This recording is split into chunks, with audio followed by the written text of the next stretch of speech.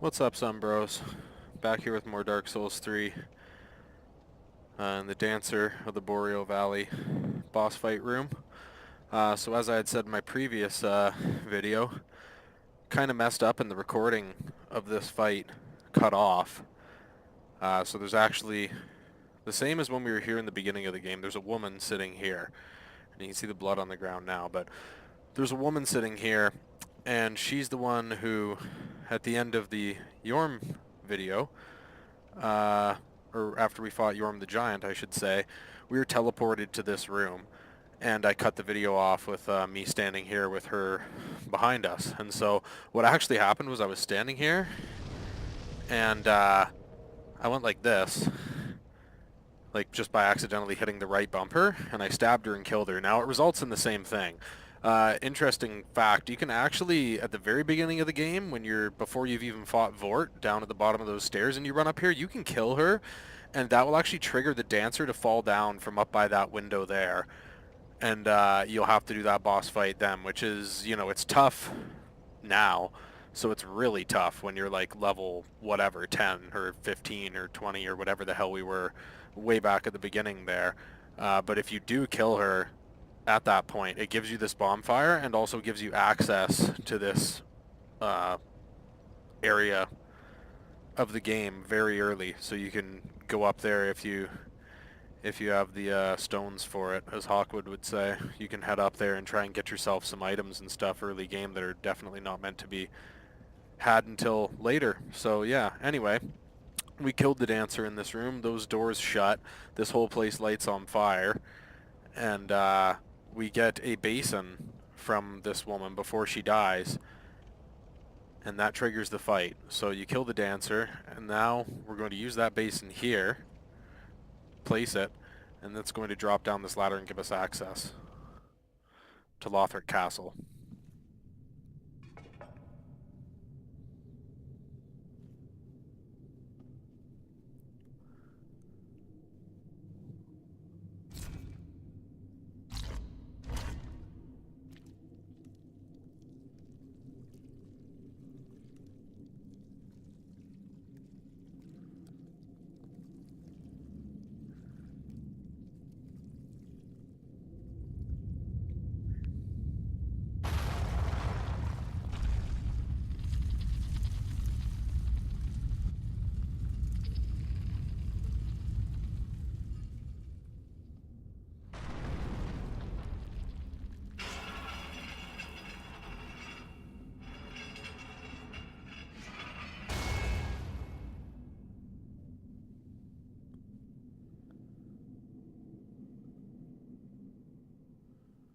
So yeah, we're ready to continue on.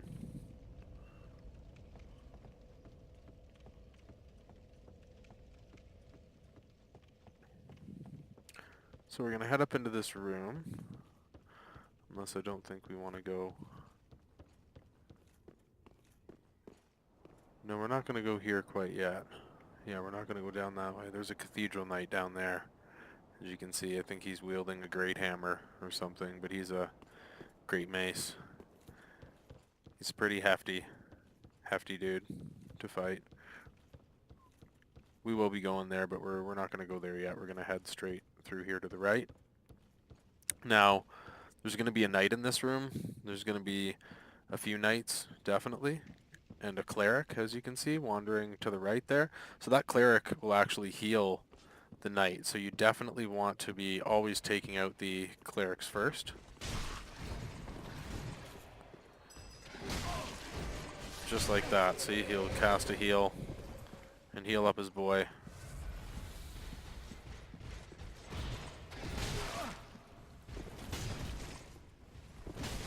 Man, he's kicking my ass. Oh shit, he almost killed me there.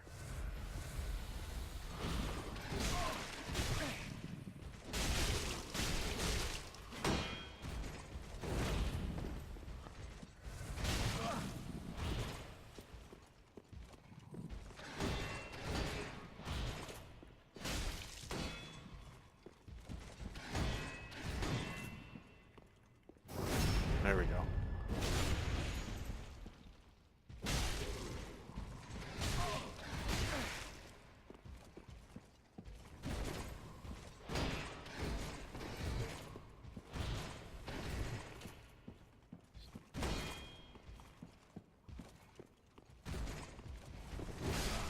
Aw. So that was a bad, bad example, obviously, of how to deal with them. Also, I will say, while these Drang Twin Spears are great for general usage, I do tend to change my weapons, as you've probably noticed, depending on if I have something decent that will maybe deal with an enemy or a particular enemy type better than something else. So we do have these thrust counterattack ring on. We don't want this. Definitely didn't mean to have that on. I don't even think we want the Chloranthy ring. What did we have there? I think what we had was the yeah, anyway, what we're gonna do is put on this so enemies lose more stamina while guarding attacks. Cause yeah, we're gonna take this off. We're gonna put on that ring there. We'll leave that on to boost our dex, and we'll leave on the Ring of Favor because it's too good to take off. But yeah, enemies are gonna lose more stamina when guarding attacks. And we're also gonna put on Havel's ring, and that should allow us to. We're also gonna put on a parrying shield. Night shield. Yeah, sure. Just because it's a little lighter. And we're going to swap out the Twin Spears with... I think we want to do the Exiled Greatsword. Or Chemo. Uchigatana +6 though, man. That thing's shredding, guys. You know what though? We just upgraded our Hollow Slayer Greatsword. So why don't we put that on? I don't even think we need Havels if we're going to run that. No, we don't. And we can just go to... what do we want here? Let's go with the Aldrich, recover HP from critical attacks. We're going to be trying to get some crits with all these knights. I'll be doing backstabs and parries and stuff, so yeah, we'll definitely be...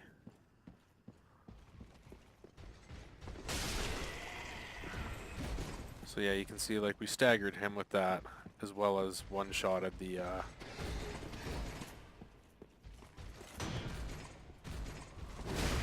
oh man. Jeez, that guy hits hard with his two hands, so we'll try and... yeah. A lot of these guys are hollows, so we're going to benefit from the Hollow Slayer Greatsword's bonus damage versus hollows. That's another reason we're going to use it here. This actually right here will be a lift that we get much later, and I believe that actually will lead us up to the Dragon Slayer armor fight. But for now, we want to actually continue this way, and we'll be trying to maybe get some parries. We got some more knights, like I said. There's also another. There's a cleric. Where is he? There he is. Take him out.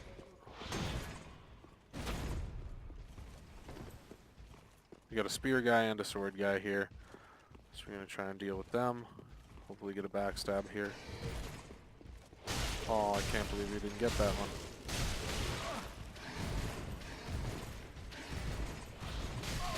Oh no. Yeah, I saw that coming.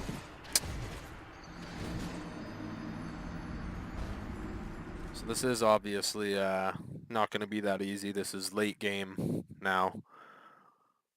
Definitely entered, you know, we're in Lothric Castle, and the final bosses, or the final boss, I should say, the last Lord of Cinder that we need to slay, are the twin princes, Lorien and Lothric of Lothric Castle, so definitely understandable that it would be a difficult area. Just do the same thing again we did last time, wait for this guy to come in here.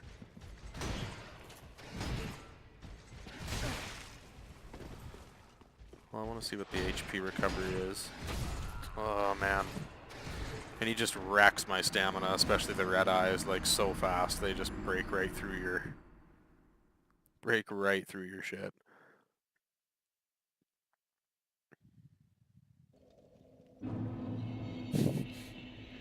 Unfortunately, yeah, you might be watching me from this point forward, more so than even some of the other areas, having to take my time, or hopefully, you know, not die, but I'll probably...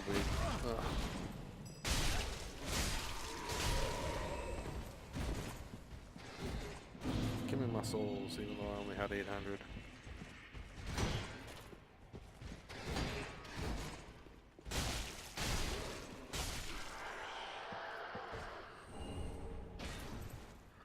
Lothric Knight leggings, and we could use those large shards. Just gonna run right up and get this guy real quick here.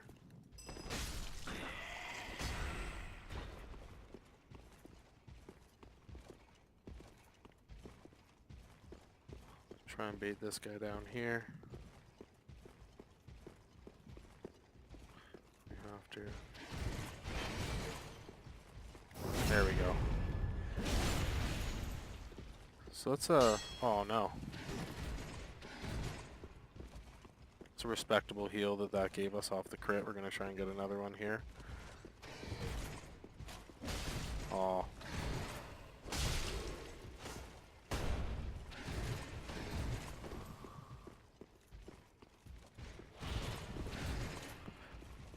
Oh, give me the backstab. Oh, what, you ain't gonna come in here, bro, or what?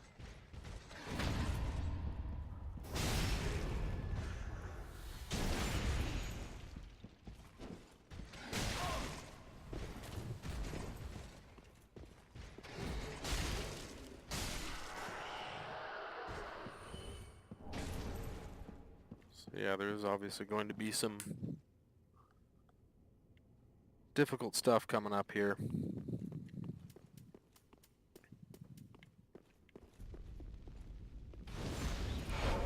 Ember up, get that big health bar going there.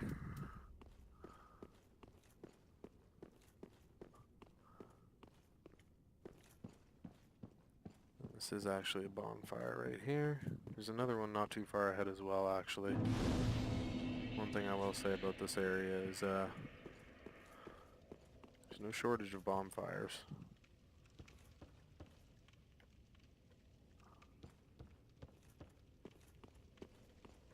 I guess that's a generalization though about Dark Souls 3 is really there's no, compared to the others, there's certainly, or at least compared to Dark Souls 1. Can't really speak for 2 because I didn't play the entire game. But certainly there's, you know, a lot more a lot more bonfires in 3 than there are in 1. So these look like your basic hollow bitches that we fought in the beginning of the game. And I did just one-shot that guy, but these guys are no pushover, excuse me. In that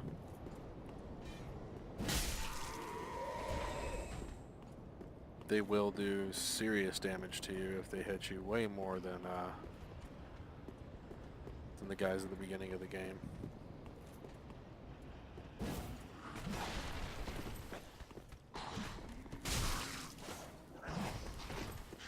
But again, as I'd said, we're doing bonus damage to these guys using the hollow.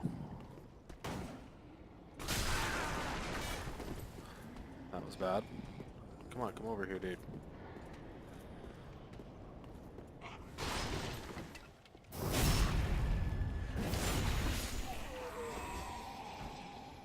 Yeah, they do a lot more damage to you than the typical hollows.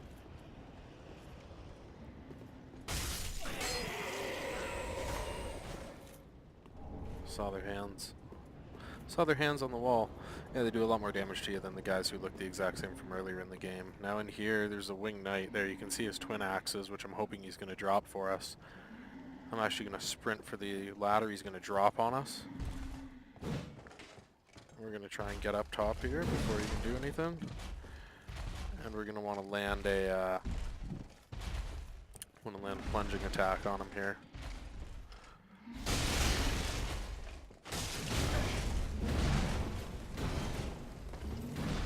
So this guy actually can be parried. I don't know about that move, but or that one. But certainly he can be parried, his one-handed attacks.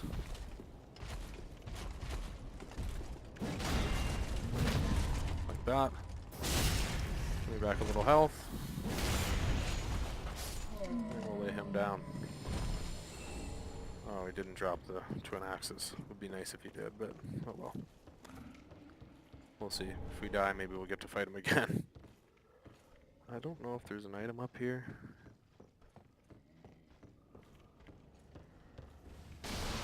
No, this is just a ledge, I believe, for him to try and sneak attack you.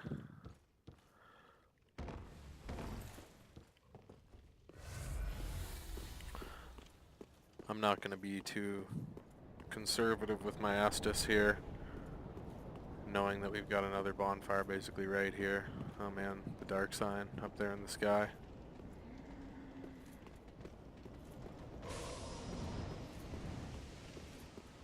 Oh, this guy and this guy hit me with the, oh no. Whoa, get out of here. So I can't heal with my Estus right now.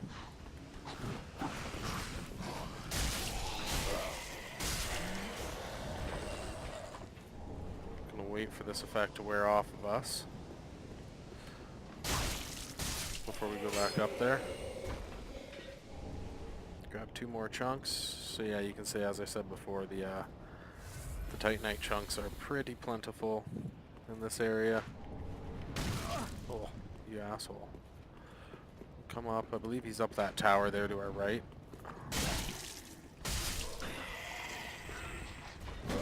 Whoa, great axe, bro. Calm down.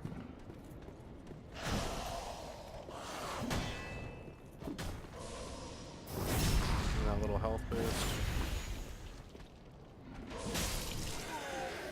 More hit for you. It really doesn't matter if we're almost dead here because there's a bonfire right here to the left. Yeah. Here it is. Grab this item first. Ember. Light the bonfire. Rest at the bonfire.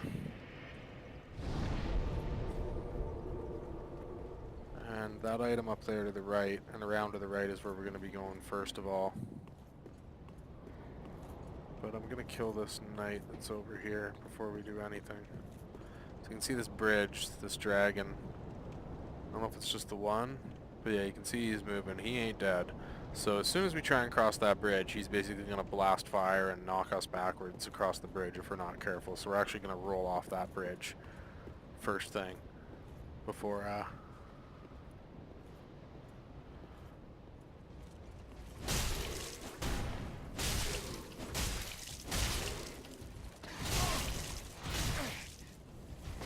man, that guy's tough. He took that like a champ. Give me some health. So it's nothing like the well, I guess you know what I was gonna say. It's nothing like the Bloodborne heal that you get when you they call it a visceral attack in Bloodborne. It's just a crit. It's the same as in this when you do a riposte, but I was gonna say you get quite a lot of healing. But instead of the rings in Dark Souls, you have runes that you can equip in Bloodborne. And if you equip the rune that increases the heals that you get, first of all, there's one I think that says it heals you when you do a visceral attack. And then further to that, you can increase it with a rune that says it increases even further the amount that you're healed from your visceral attacks. So basically, like the way I was running, because doing viscerals and getting a riposte and basically parrying, like the equivalent of that in Bloodborne is by shooting your pistol, and I found it considerably easier than parrying in Dark Souls or Dark Souls 3. And so my whole build was kind of based around that in Bloodborne, so I'd basically just bait guys in, other than guys that couldn't be visceraled or countered like that, and then I'd smash them with a visceral attack. And I mean, regularly, even with no runes equipped in that game, you can recover your health right after you've been hit. You get hit, your health bar goes down, and then you've got a few seconds in which if you hit guys you recover a good portion of that health, and more health depending what kind of weapon you're using. I was using an axe, and the mechanic for that is called rally, so the higher rally you have, the more health you recover. And the axe is great for rally potential, so you actually recover like a ton of health, especially if you two-hand it and do like a spinning attack and hit multiple dudes. You basically just go back to full health. Like I'll tank a hit and trade because I know that I'm going to be able to just get all that health back. Anyway, looking at the time here, we're about 20 minutes. So I'm going to end this video here, and we're going to run across the bridge and drop down and go get some of these items up over there to the in front of us that you can see, and we'll yeah, we'll continue on through Lothric Castle then. See you then, guys.